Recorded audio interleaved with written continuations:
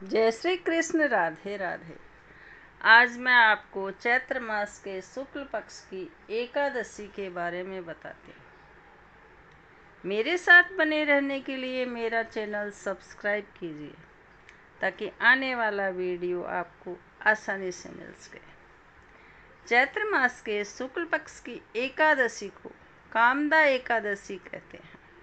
मान्यता है इस व्रत से व्यक्ति के सभी पाप नष्ट हो जाते हैं और मृत्यु के बाद मोक्ष की प्राप्ति होती है। यह व्रत करने से भगवान विष्णु प्रसन्न होते हैं और भक्त को रुके हुए कार्यों में सफलता हासिल होती है।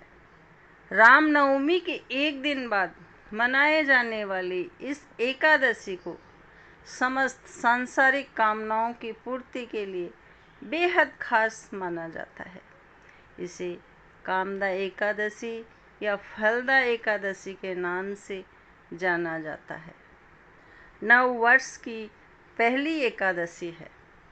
साल 2022 में कामदा एकादशी का व्रत 12 अप्रैल को रखा जाएगा।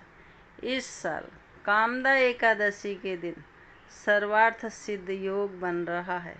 शास्त्रों के अनुसार एकादशी व्रत कथा पढ़ने व सुनने से भक्तों को वाजपेयी यज्ञ का फल प्राप्त होता है।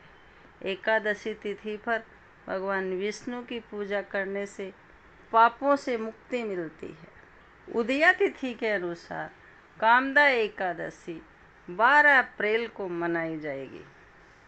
इस तिथि को सर्वार्थ सिद्ध योग और रवि योग है। कामदा एकादशी के दिन भगवान विष्णु की पूजा की जाती है। कामदा एकादशी के दिन स्नान करके भगवान विष्णु का फल, फूल, दूध, पंचामृत, तिल आदि से पूजन करें। रात में सोना नहीं चाहिए और सोने के बजाय भजन कीर्तन करें और अगले दिन पूजन कर ब्राह्मणों को भोजन कराएं और दक्षिणा दें। इस एकादशी की आपको मैं कहानी सुनाती हूँ। वो एकादशी करके जरूर पढ़ना चाहिए। धर्मराज युधिष्ठिर कहने लगे कि हे भगवान, मैं आपको कोटि कोटि नमस्कार करता हूँ। अब आप कृपा करके चैत्र शुक्ल एकादशी का महत्म्य कहिए।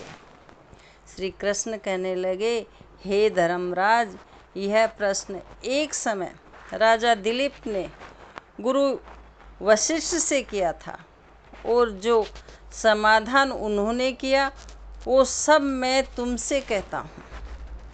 प्राचीन काल में भोगीपुर नामक एक नगर था और वहाँ अनेक ऐश्वर्यों से युक्त पुंडरीक नाम का एक राजा राज्य करता था। भोगीपुर नगर में अनेक अप्सरा, किन्नर तथा गंधर्व वास करते थे। उनमें से एक जगह ललिता और ललित नाम के 2 स्त्री पुरुष अत्यंत वैभवशाली घर में निवास करते थे। उन दोनों में अत्यंत स्नेह था, यहाँ तक कि अलग अलग हो जाने पर दोनों व्याकुल हो जाते थे। एक समय पुंडरीक की सभा में अन्य गंधर्वों सहित ललित भी गान कर रहा था। गाते गाते उसको अपनी प्रिय ललिता का ध्यान आ गया और उसका स्वर भंग होने के कारण गाने का स्वरूप बिगड़ गया। ललित के मन के भाव जानकर कारकोट नामक नाग ने पद भंग होने का कारण राजा से कह दिया।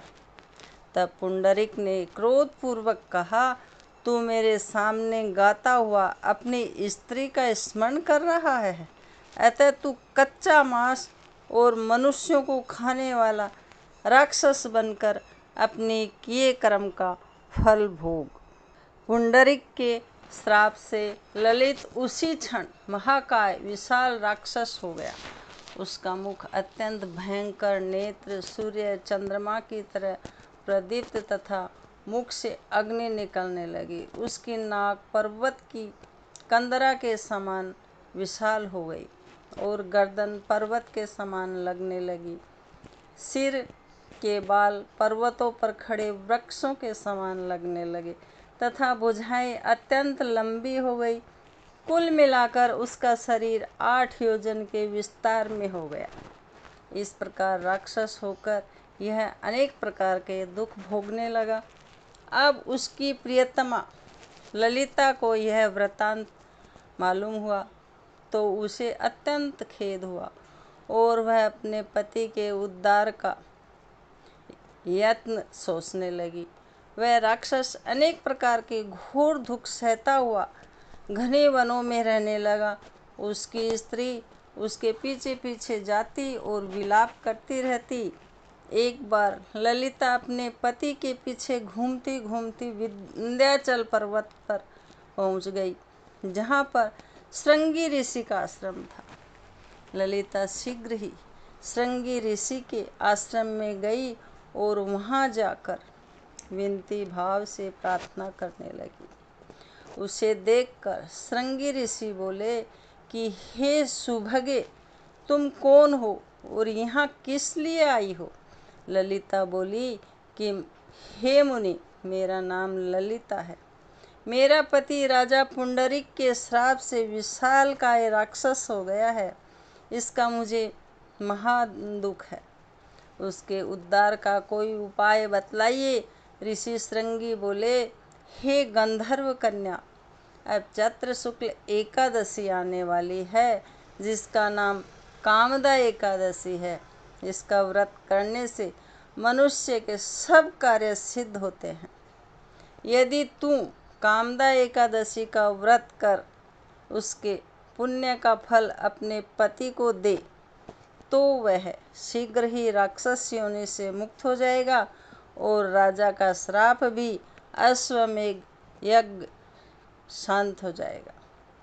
मुनि के ऐसे वचन सुनकर ललिता ने चैत्र शुक्ल एकादशी आने पर उसका व्रत किया और द्वादशी को ब्राह्मणों के सामने अपने व्रत का फल अपने पति को देती हुई भगवान से इस प्रकार प्रार्थना करने लगी, हे प्रभु, मैंने जो यह व्रत किया है उसका फल मेरे पति देव को प्राप्त हो जाए, जिससे वह राक्षस योनि से मुक्त हो जाए।